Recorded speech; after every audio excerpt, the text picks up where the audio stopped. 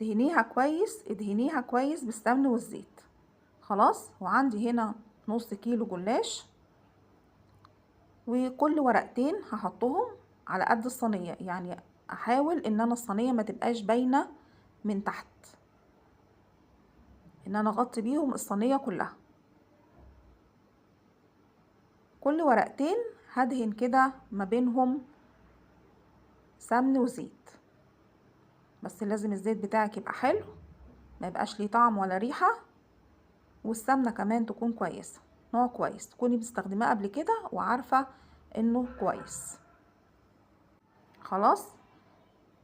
انا هنا تقريبا بعد الورقات بتاعه الجلاش، وباخد نصهم من تحت ونصهم من فوق، علشان تبقى السمك اللي تحت قد السمك